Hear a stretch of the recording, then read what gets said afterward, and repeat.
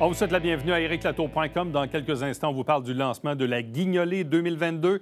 Mais d'abord, on revient sur les événements de vendredi dernier au Cégep avec la directrice générale, Nathalie Beaudoin.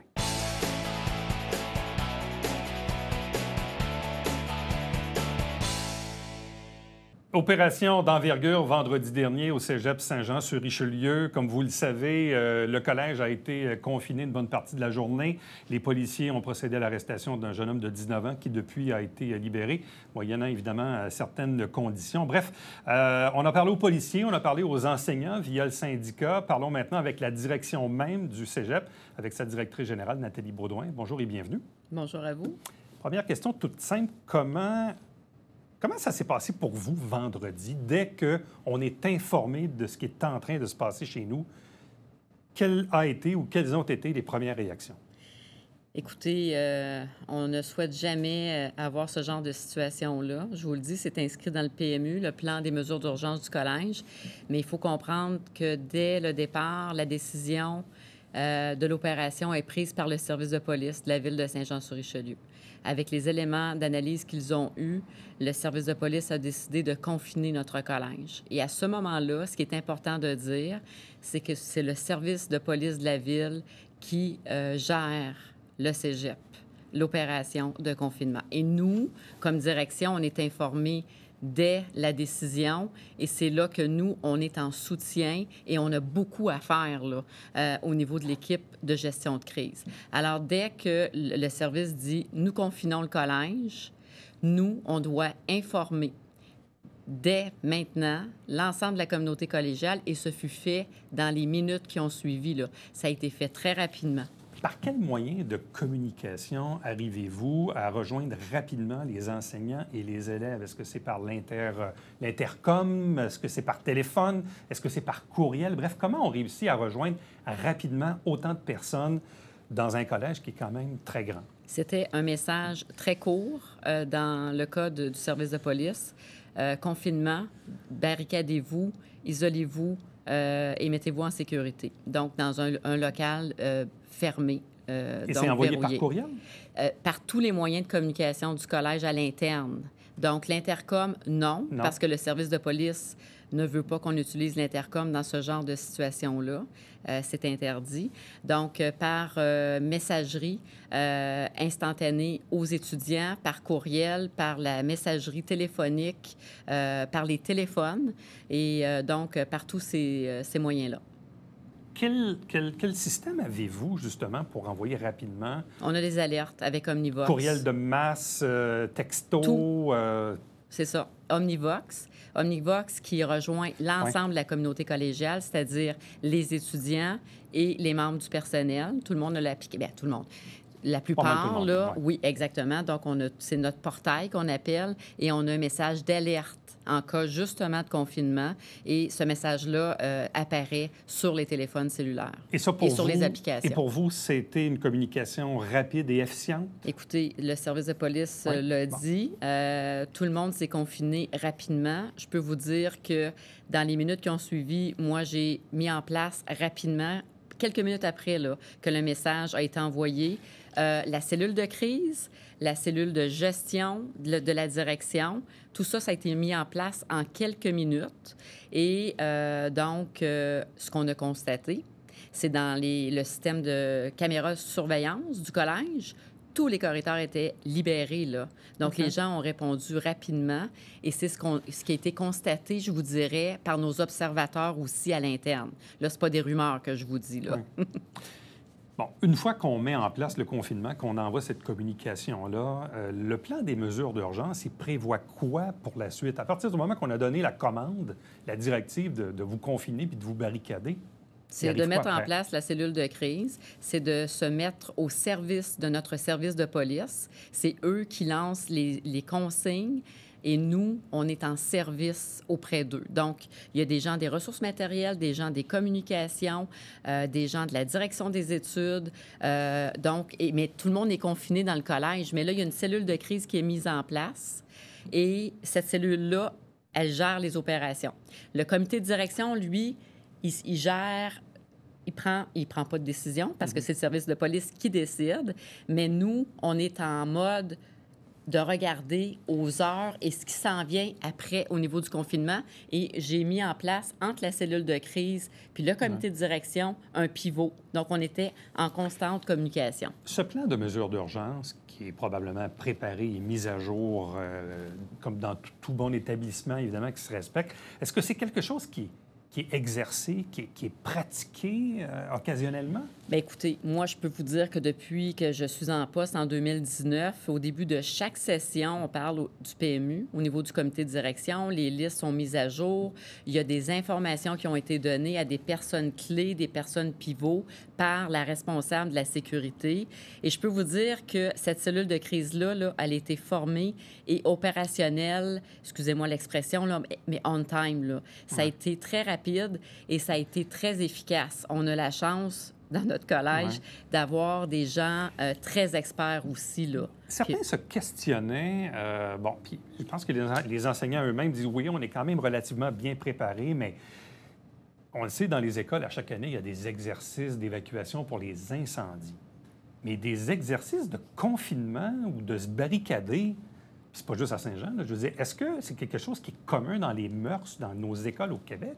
Je pourrais pas répondre à votre question parce que je suis pas spécialiste en sécurité, puis pas spécialiste en PMU, mais ce que j'ai su dans les informations qu'on a déjà eues du service de police de la ville de Saint-Jean ou de d'autres rencontres là-dessus, parce que je suis quand même au fait, là, mais je pourrais pas répondre pour le réseau Mais à Saint-Jean, provincial. avez-vous déjà pratiqué un confinement? Il y a déjà été question de ça, mais les experts nous avaient dit qu'il y avait des risques à faire ce genre d'exercice-là.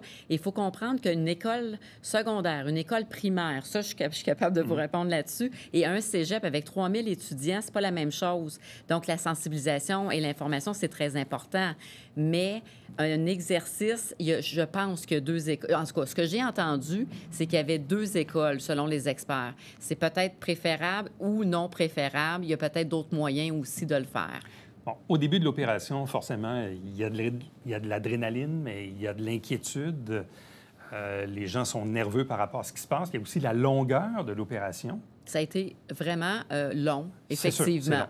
C'est long. Mais long, on comprend, là, c'est une question de sécurité. Donc, mais le déconfinement s'est fait au compte-gouttes, donc avec le service de police. Et c'est pour ça que ça a été quand même plusieurs heures, parce que le confinement a demeuré. Ils ont déconfiné, ils ont évacué certaines classes. Et je peux vous dire que notre responsable de la sécurité était à l'ouverture de chaque porte de chaque classe.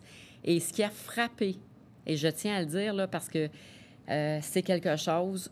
Les étudiants ont été d'un calme. Les enseignants ont respecté les consignes.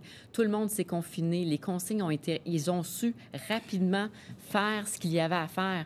Donc, l'information qui est circulée dans le collège, on est à même de constater que les enseignants étaient quand même très au fait. Alors, et je sais que nos enseignants du syndicat l'ont dit aussi à LCN samedi. Bon.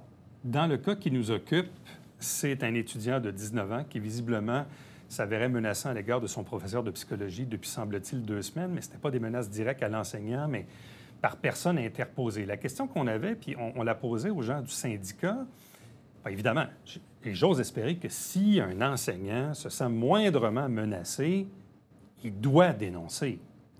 Écoutez, j'imagine. Ça, c'est certain mais dans qu'on le cas a des des étudiants, politiques. et c'est là où je me dis, si moi je suis étudiant, puis j'entends dire que tel collègue s'avère menaçant à l'égard d'un prof, il faut que les étudiants aussi le disent et le dénoncent. Tout à fait. Il y a encore de la sensibilisation à faire auprès de nos jeunes, mais de nous tous, je vous dirais, dans la population aussi. Mais on a des jeunes cégepiens qui sont là 2 ans, ils arrivent au collège. Donc, nous, on a un rôle comme établissement d'enseignement supérieur, mais je pense que tout autour de ce jeune-là, tout le monde a un rôle aussi de sensibilisation à faire. Et c'est très important, là, c'est la sécurité. Bon, on s'entend que tout le monde, évidemment, aura compris que c'est une très, très mauvaise idée de se balader dans une école avec une veste par balle. Je pense qu'à la base, je comprends que le code vestimentaire, des fois, peut être assez élargi ou permissif, mais en tout cas, ça, c'est un constat que moi, je fais. Mais deuxièmement, si quelqu'un a une tenue vestimentaire particulière et qui, en plus, tient des propos particuliers depuis un certain temps, Là, ça a comme, évidemment, bougé ce vendredi, mais ces propos-là, quand même, avaient été tenus dans les 2 semaines qui avaient précédé. Est-ce qu'il n'y a pas pour vous là une certaine inquiétude ou une certaine sensibilisation à appliquer pour pas que ça se reproduise? On est en plein post-mortem présentement avec vraiment les points forts, les points d'amélioration, les choses qui nous ont échappé. Et on fait tout ce suivi-là à l'heure actuelle. Je sais que le service de police également, on s'est rencontrés hier après-midi avec les gens du service de police. On a une autre rencontre cette semaine et on en aura d'autres également pour partager nos recommandations, pour continuer cette belle collaboration-là. Je souligne l'excellent travail du service de police, mais ce que je veux vous dire, c'est qu'on a énormément de formation dans notre collège sur l'incivilité, le harcèlement. On a oui, des politiques, mais on a une sensibilité, on a des valeurs dans notre institution et on prend ça très au sérieux. Pour vous, qu'est-ce qui a bien fonctionné ou qu'est-ce qui a peut-être moins bien fonctionné qui mériterait peut-être de l'amélioration? Moi, je suis très prudente parce que je veux avoir les faits avérés. Moi, je peux vous dire que je suis fière du travail de la communauté collégiale, l'ensemble de la communauté, les enseignants, les étudiants, notre équipe de cellules de crise, notre équipe de direction, et même on a eu des liens avec le ministère aussi. Donc, je suis fière de comment ça s'est passé vendredi. Tout le monde a collaboré et c'est exceptionnel, le cégep Saint-Jean. Ça, je dois vous dire, là, c'est un cégep particulier. Donc ça, c'est un bon coup. Pour le reste, il va falloir vraiment traiter tous les commentaires et ressortir les faits, vérifier. Il est un petit peu tôt pour moi que de m'avancer à l'heure actuelle, mais il me fera plaisir de revenir. Bon. En même temps, et je me dis, moi, si je suis directeur général d'un cégep à Trois-Rivières, à Sherbrooke, à Chicoutimi, je regarde ce qui s'est passé à Saint-Jean, je prends le téléphone, j'appelle Nathalie Baudouin pour savoir comment ça s'est passé chez vous, puis comment moi je peux me préparer à cette éventualité-là. Donc, je présume que le cas de Saint-Jean, bon, on sait qu'il y a eu Montmorency aussi à Laval, mais c'est un autre cas. Mais bref, le cas de Saint-Jean va quand même servir d'exemple peut-être pour d'autres établissements du même ordre. Oui, tout à fait. Puis nous, on traite ça avec beaucoup de sérieux et en priorité, là.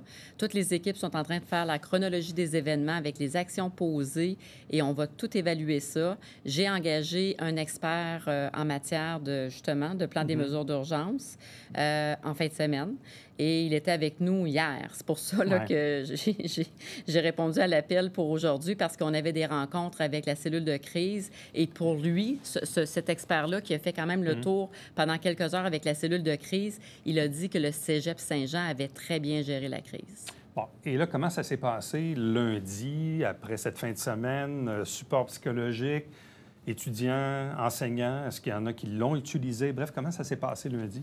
Écoutez, le service d'aide à l'ensemble de la communauté collégiale, moi, ça faisait partie de mon rôle comme comité de direction vendredi d'offrir une ligne directe et spéciale pour l'ensemble de notre personnel.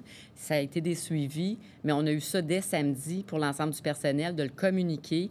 Ça, je vous dirais que c'est pas mal une primeur dans le réseau. Première des choses. Deuxième, bien, je vous dirais première des choses aussi au niveau des étudiants, les services psychosociaux ont été vraiment, les sentinelles, les équipes de crise ont été mises en place par les services aux étudiants. Et donc, on a aidé vraiment. Et oui, ces lignes-là sont occupées, elles sont disponibles et elles sont appelées. Nathalie Baudouin, merci beaucoup. Merci beaucoup à vous. Restez avec nous, on vous revient après ceci.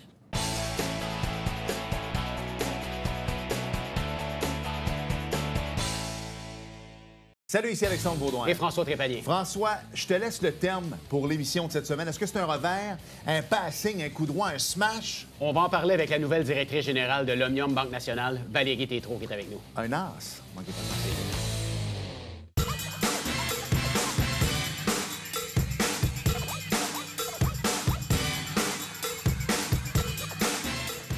Dimanche, 9h30, Télé Bingo. On vous attend.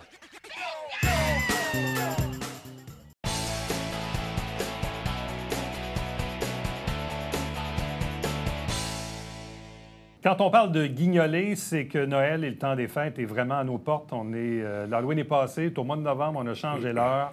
On est dans cette ambiance-là. Et cette année, la guignolée a une saveur aussi particulière. On est un peu post-COVID, oui. Mais d'autre part, on est actuellement dans un ralentissement économique. Il y a de l'inflation, il y a plus de pauvreté, il y a plus d'itinérance. Il faut peut-être avoir le cœur un peu plus, la main un peu plus sur le cœur cette année.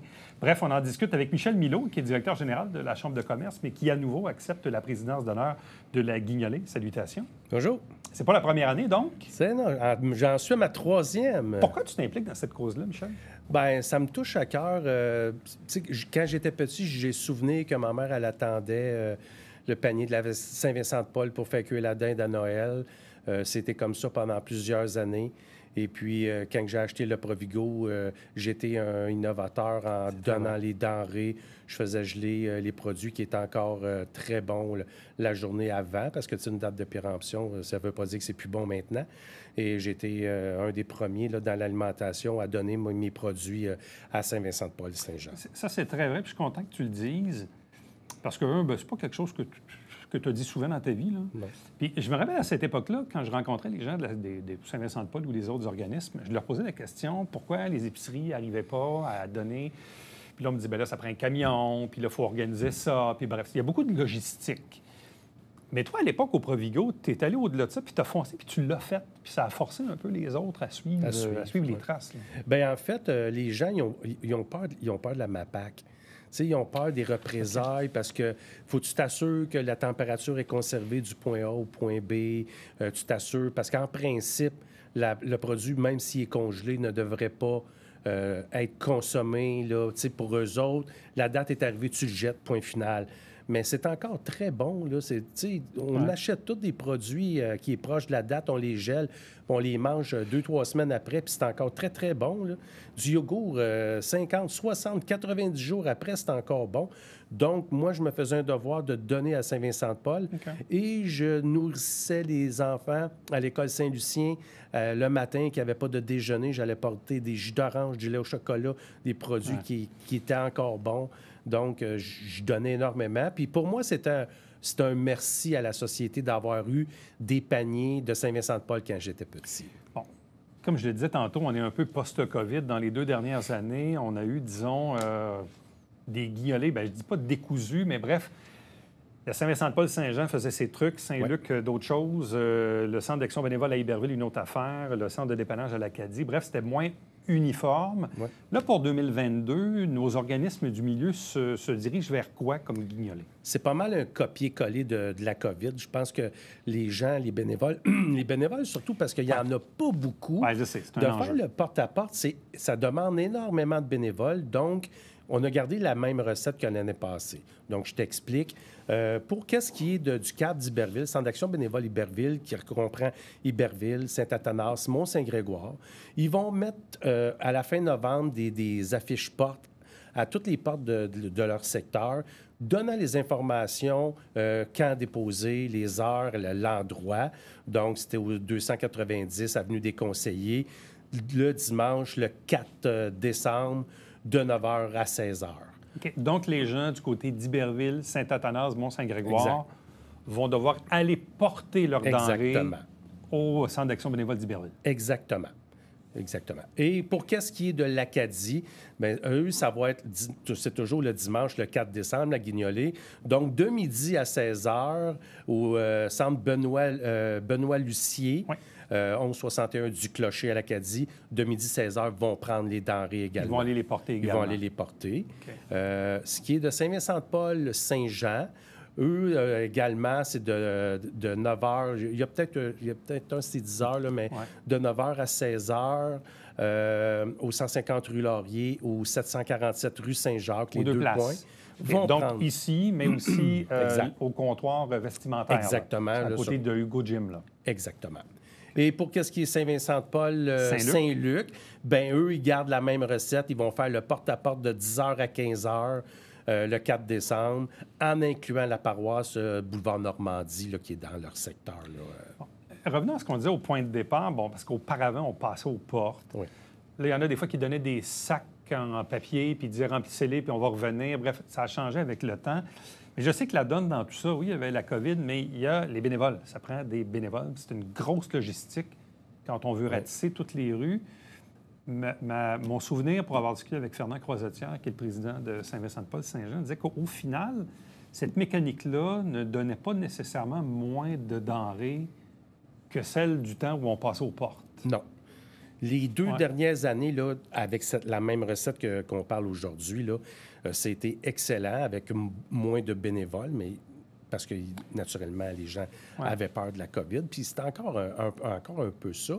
Mais le bénévolat tout court, c'est comme la main-d'œuvre. On n'a pas de gens qui veulent faire du bénévolat.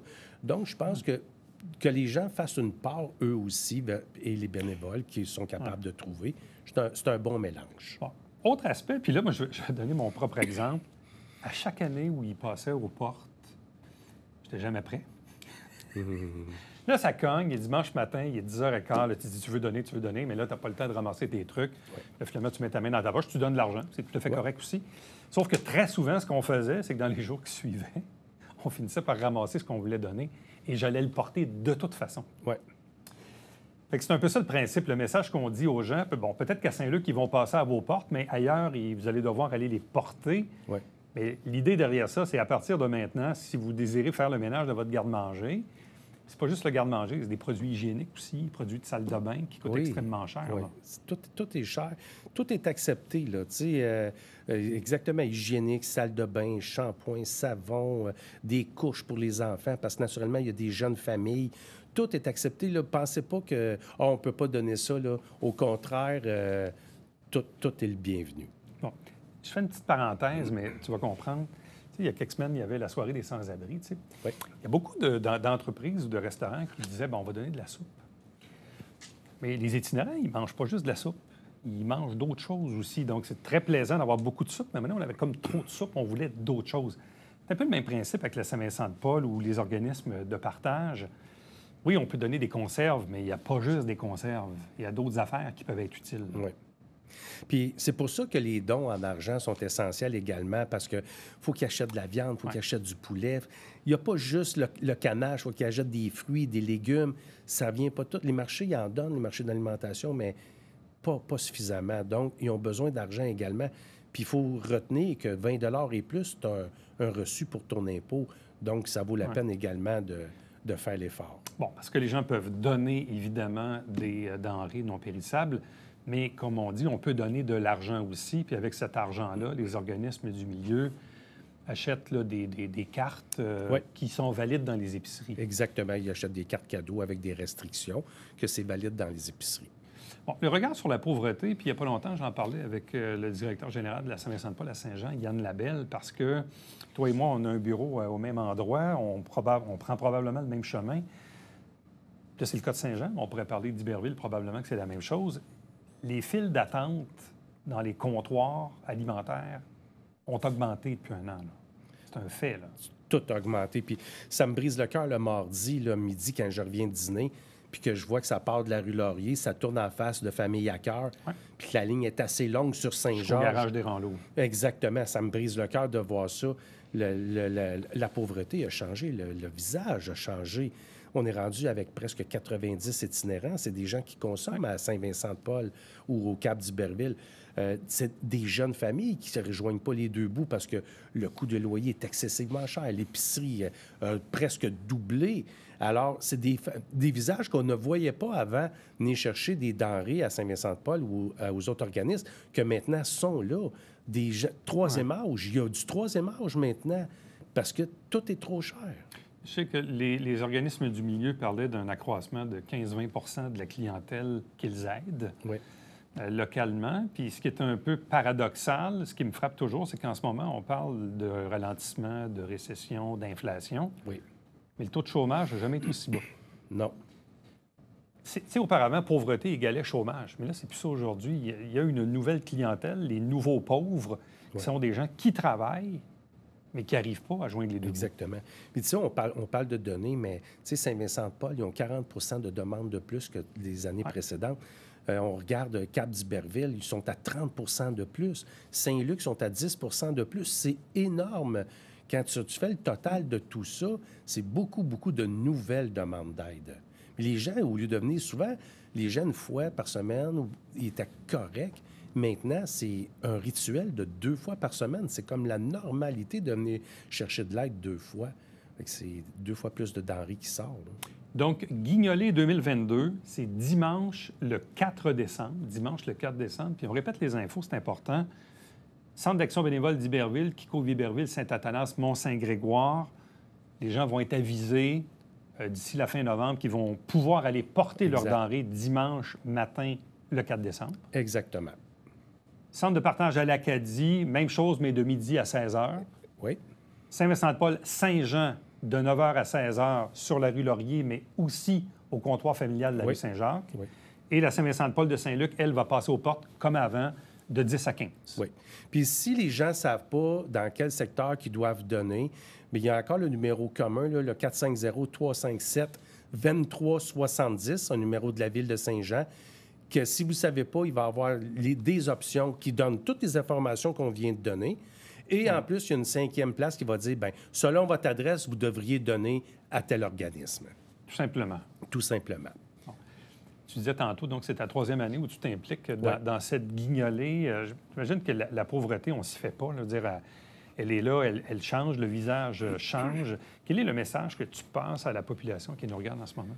Mais je pense que, tu sais, particulièrement les gens d'affaires, les gens qui réussissent bien dans la vie, Noël, là, c'est une période de réjouissance pour tout le monde. Il faut être généreux. Il faut mettre un petit peu plus la main dans sa poche puis dire, bien, on va aider davantage notre prochain. Puis un jour, là, l'ascenseur revient tout le temps. C'est bien dit. Guignolé, 4 décembre à Saint-Jean-sur-Richelieu. Numéro de téléphone pour savoir si vous n'êtes pas sûr de quel endroit vous devez aller porter vos trucs. 450-357-2370. Michel Milot, merci beaucoup. Merci à vous. Restez avec nous. On vous revient après ceci.